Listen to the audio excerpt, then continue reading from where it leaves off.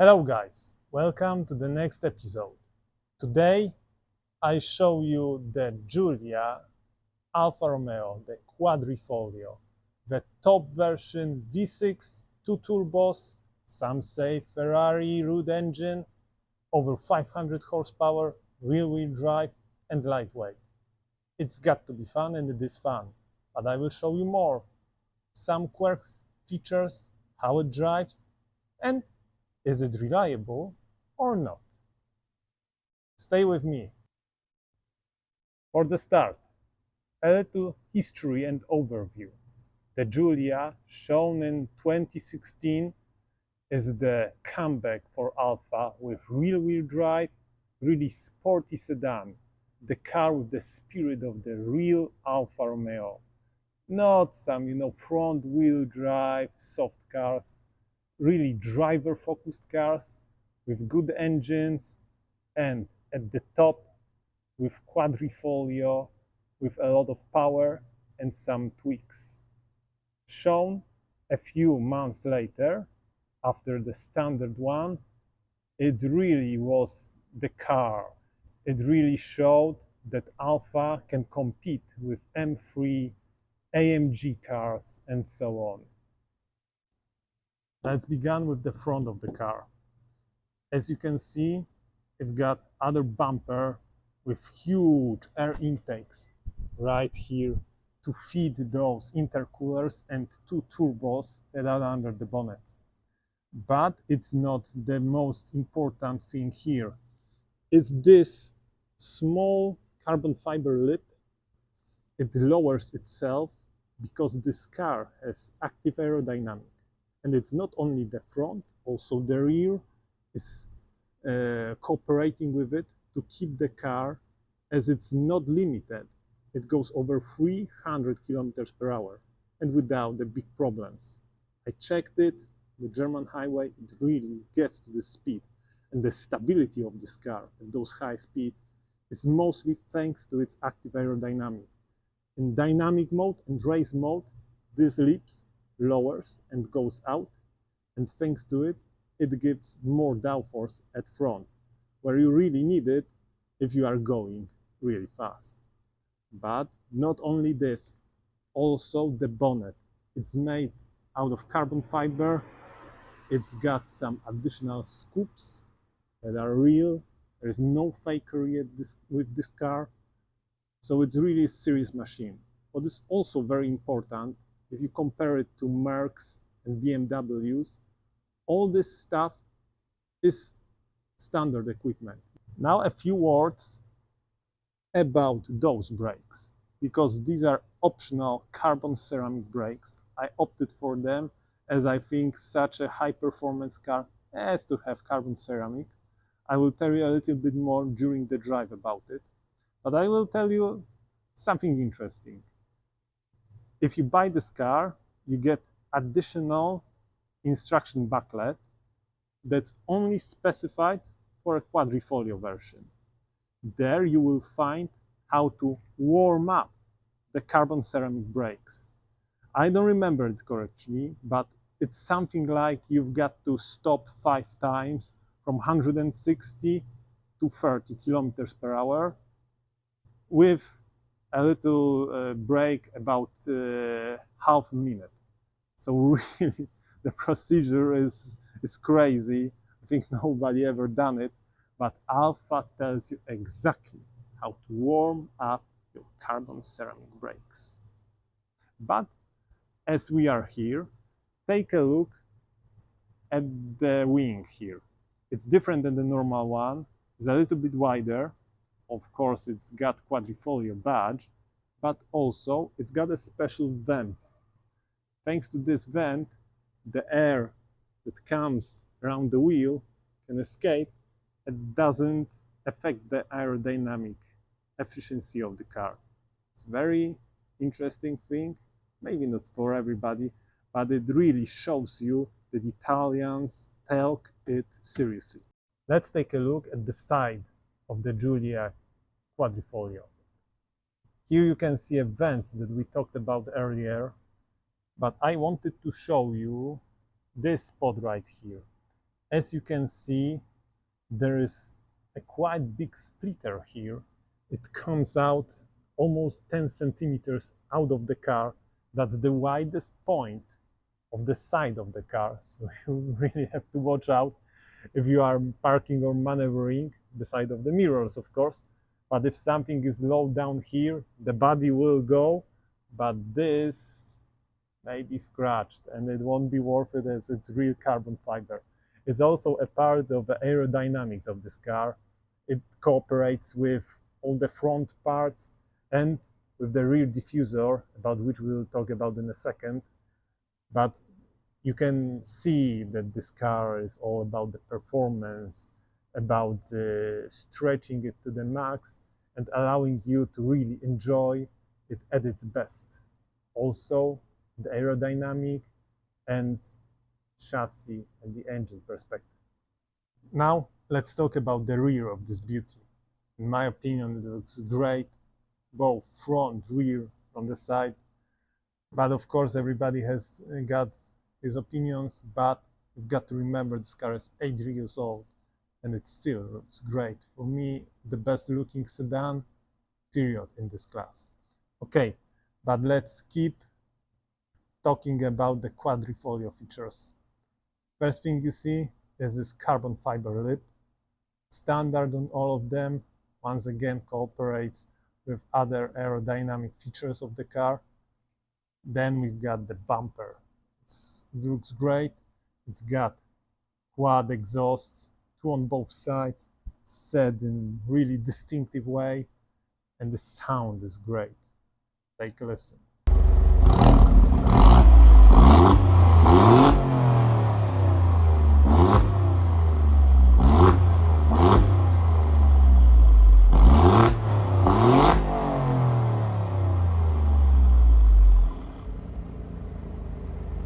Yeah, it sounds gorgeous, and it's a standard exhaust without any modifications. But keep checking out this rear bumper, as it's got its secret, the rear diffuser. As we will now take a look under there. Yeah, you can see it's quite big right now. It looks like a real deal, but if you look under there, you can see other parts of this diffuser.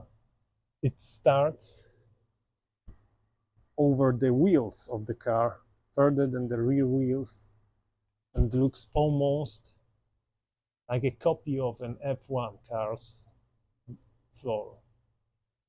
It really works. It really keeps you on the ground and gives you more performance. Now you can admire the engine bay in this car. That's the 2.9 V6 with 510 horsepower. It's got two turbochargers, and as some say, it's just a Ferrari engine with two cylinders out. Maybe it's true, maybe not, but this engine has some character, even though it's turbocharged. It's got some grunt, it's got its character. It's really, really very good powertrain. Also, what you can see is the carbon bonnet with the scoops. Nothing is hidden here. Real carbon fiber. Also, the roof is made out of carbon fiber and it's painted in the body color. Let's talk about the interior of the car. First thing, as you get in, is the smell of the real Italian leather. Yeah, this car is from time, it's just 6 years old, but many things changed from then. It's got real leather, you can smell it like, in Porsche, Maserati, and so on. It's in the Alfa, so it's really nice. Then you touch the steering wheel made out of carbon fiber, Alcantara, and leather. Really great. Exactly the size you need. Maybe I'm not a fan of these parts when it's flat, as if you are cornering, you don't know where to grip. But as a benefit, you've got those lovely paddles. with which you can operate the transmission. We'll talk about it during the video when we will be driving. But then we've got all the other components, a lot of carbon fiber, stitched leather, also at the dashboard, at the door. So it's really nice place to spend time. It's not very advanced regarding the infotainment system, but it's not the point of this car. For me, it wasn't important. The things you have to have, you've got it. You've got Bluetooth audio, you can connect your phone and so on. And maybe a few more words about the infotainment system. It's quite basic, but it's easy to operate. Radio, telephone, navigation, car. You can see here some interesting things. If you turn on, for example, the race mode, you can check, for example, the temperature of your brakes and so on. So it's a nice thing to have. Of course, the main infotainment system also changes depending on which mode you are driving. The system is a split screen, so it's quite nice. But as I told you, it's not top of the top in its class, but it gives what you need, so I think it's enough for the car. The only drawback is that my car doesn't have Apple CarPlay or Android Auto, but it's possible to get it. For me, it wasn't important in this case. But what's also worth mentioning, that you've got still physical buttons for your climate control, which in some cars right now is ridiculously complicated. Here, everything at your service. What is also worth mentioning, the equipment is really good, even if you consider other cars from this segment, because you almost don't have to pay for anything. Almost. Because you've got to pay for those great carbon fiber seats. The seats are made by Sparco. They are really carbon fiber buckets, even with real screws. It's really a piece of art having something like this in the car. This option costed about 4,000 euros as far as I remember, so I think it's a bargain. Leather and Alcantara with red stitching that matches this on the rest of the interior.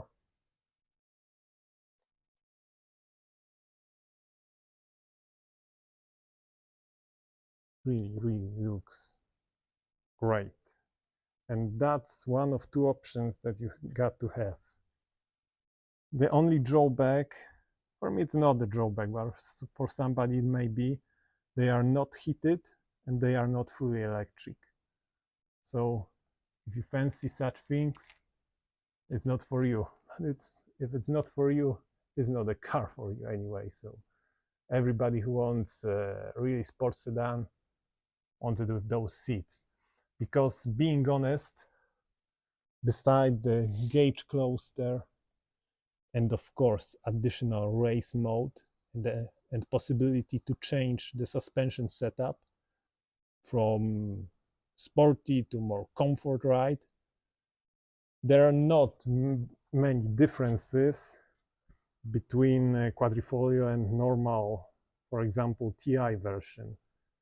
So those seats were only available here, so you've got to have them to keep everything special when you are driving your Giulia Quadrifoglio. What is also a nice quirk of Quadrifoglio is that the bonnet is covered with the paint, but only from the outside. As you are sitting in the car, at the driver's seat, you can see a naked carbon fiber right through the front window. It really makes you feel special. Hi guys, let's see how the Giulia Quadrifoglio drives. Tell you a little bit about the driving experience and about the using of the car every day. Also the reliability issues which I had through a lot of miles with this car. Let's go. Okay guys, welcome from behind the wheel of the Giulia. Let's start our little drive. Right now we are going out from the parking lot. It's quite bumpy, but suspension in this car is really a big issue because it's really got two personalities. In one, it's really comfortable when you are driving even on uneven surface, and if you put it in the sport mode, in dynamic or race mode, it really stiffens the car. That's the car in which is almost, I think, the biggest difference I experience between the settings of the suspension. So it's really very good car to drive every day, even on a bad roads. And if you find a good one, with curves and so on, you can really stiffen it up and use all the grip that this car gives, and it gives a lot of it. As even the normal Giulia drives really well, as because of the all mechanical things and the way that car was designed in the first place. But here, with all the tweaks, with all the suspension changes, with all the add-ons, with active air and so on, it really gives you a lot of confidence on the road, and it gives you really a lot of possibilities. So this car is really quick. Let's don't make any clues here. If it's got more than 500 horsepower and really weighs only shy over 1.5 tons, so it's really lightweight for its size and the amount of power that it has. But as you look at the other features of the car, it really gives it a lot of good grades, not only performance-wise, but also the comfort, the look, of course, which is, let's say, in the beholders of the eye. So it may not suit everybody, but for me, it's really nice car to drive. Not only from the experience, but also from the using it, looking at it. The interior, we talked about it, so I think this case is closed. It's not as good as in the modern BMW or the new C-Class, but if you like the more classic look with classic gauges, with everything a little bit at the place where it should be, with physical buttons for climate control and so on, it will steer your heart, because it's like almost designed like all the BMWs. So it's focused on the driver. Then we've got to talk about the gearbox. It's good ZF 8-speed one. Of course, it's tweaked for this high performance car. But as we are now cruising, it's really smooth. You don't feel any gear changes. This car has some miles on it, almost 1,000, so it's quite a lot for a sporty car.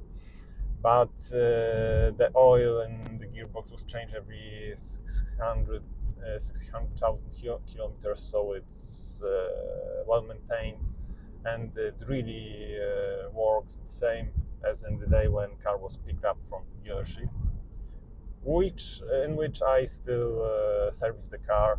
So maybe that's the key to the reliability, because this car is very reliable. I had no issues with it, besides just one thing, which is a non-common issue in those cars. It's the turbos. I put it here in Alpha, the facelifted ones. I think in 2020 they changed it because there was some, it wasn't a mechanical issue, but it was issue with the electronics that it's in there. I'm not so good in mechanics, so I won't tell exactly what it is, but that's what messed up, and it's changed. The car had about 120,000 kilometers when it was done, and since then it should be okay. There shouldn't be any issues. Anyway, using the gearbox itself, it's really great. Got those lovely paddles that everybody talks about. For me, a very nice add-on is that you can use it almost the same as in the Ferraris or Maseratis. So if you pull both paddles, you are going to neutral, and so on. So it's really nice, and you can use it almost like F1 style gearbox, which I also use in other cars. It's really nice throwback from the past. Right now we can, as the car is warm, we can put in the race mode. Immediately everything's sharpened up. The exhaust is more louder.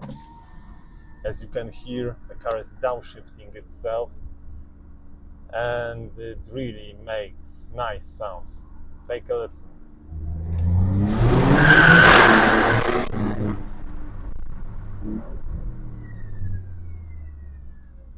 Yeah, as you can hear,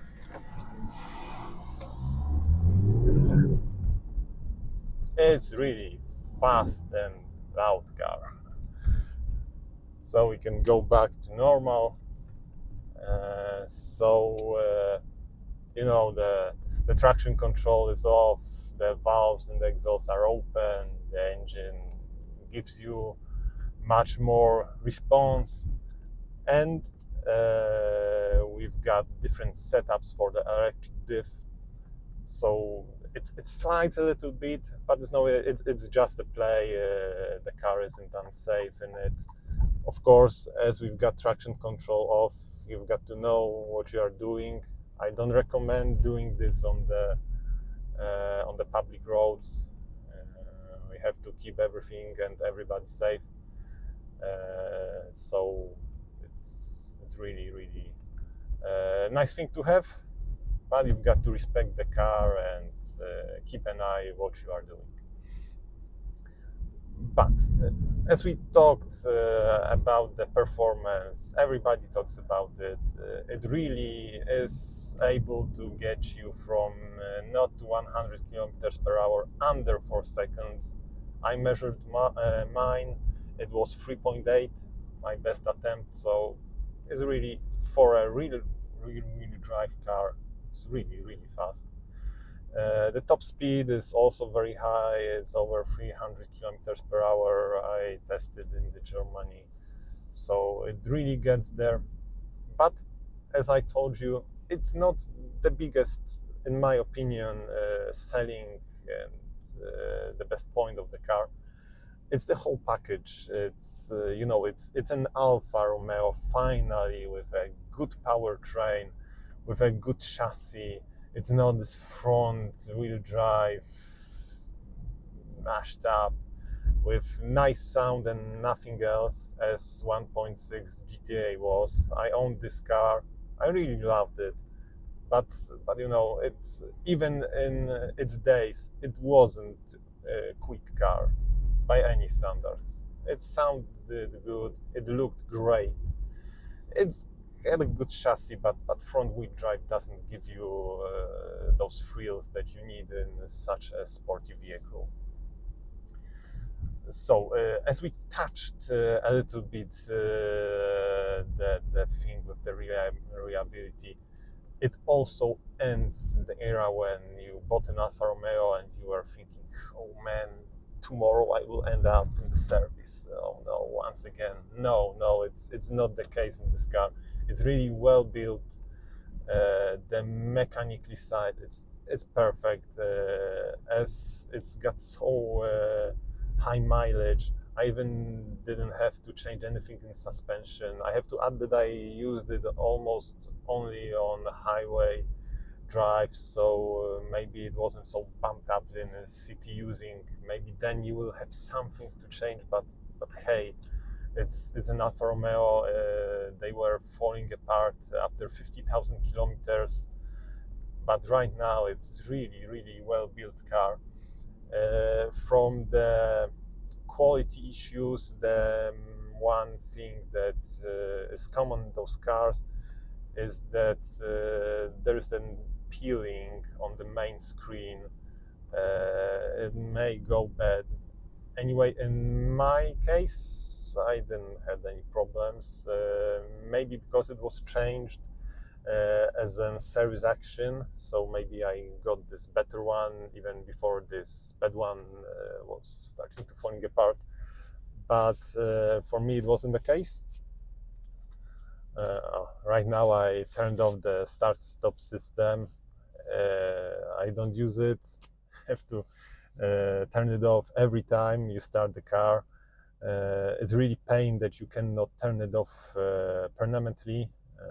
Unluckily, the system is not able to do it. So you've got to remember to push it to save the engine, the turbos, and so on. There is a talk that this car is designed to be turning on and off with the system, but I don't believe this. In my case, I am always turning it off. Basically, this car is really useful. It's really fast. You've got a lot of space in the rear. Maybe if you are 2 meters tall, maybe you will find it a little bit cramped. But as a car to use, for a family, to put a child seat back, it's that easy. You've got great ISOFIX spots. There is no problem to put in a child with a child seat. The luggage space, it's enough. It's adequate, so you can go for a trip with your family even. Right now, the prices went a little bit down, so we can find a nice examples as low as 35, 40,000 euros in Europe. So maybe it's a good time to think about it, because I suppose that there wasn't many produced. It might keep its value, as we don't have here as much electronic and even comparable cars like M3 and C63. It's more driver focused car. It's more maybe anachronic, maybe a little bit from the past, but in my opinion, that's what I love.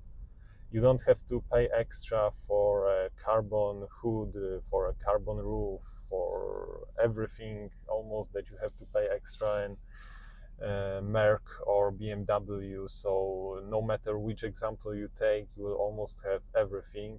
And then the carbon ceramic brakes, you've got to used to it as you start driving. Before I bought it, I was driving on the truck, so I tested both versions. And after a few breaks, the standard ones gets really warm. But even if you are not planning on using the car on the track, as mine never get there, it's really good to have this more stopping power, especially if you are pushing on a highway. A 4-5 braking with more power, and the normal pads will fade away.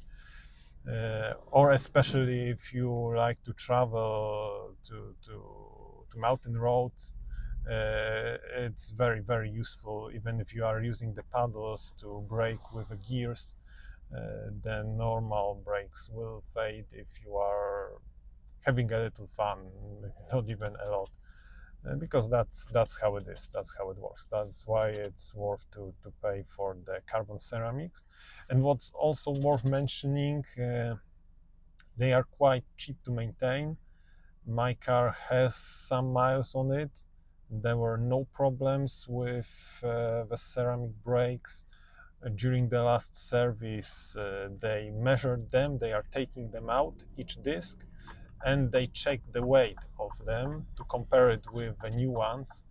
So it turns out that after those 6 years, they are still as the brand new ones. So if you are not overusing them, they are almost for the car's lifetime. The one interesting thing is that the pads also wear. I had to change the pads, and if you are keeping the used discs, they have to send the pads, the new pads, to Italy, probably to Brembo, but they told me in service that to Alfa headquarters, to a little bit scratch them, to make them that they are a little bit used, to make sure that they are in the right alliance with the previous, yeah, with the previous discs. Right now, what you heard is the warning that you are heading towards the car in front of you. It's really annoying. It's very sensitive in the Alpha. It's one of the small drawbacks that this car has. But if you turn on the race mode, it's no longer an issue as it's automatically turned off. So if you want to have some fun, you can have it even by closing to someone a little bit quicker than you probably should, according to electronics. As I think they were designing this car, the most important thing was the driver. This is what you feel when you are driving the car. So they didn't bother with such ridiculous things. It's not important in this car. The most important is that you can shift the paddles, step a little bit on it. That's what this car is about. So that's how it drives. It was really reliable. It completely destroys the opinions about the Alpha. This car is very reliable, it's fast, it's fun. Buy it if you want some sporty sedan.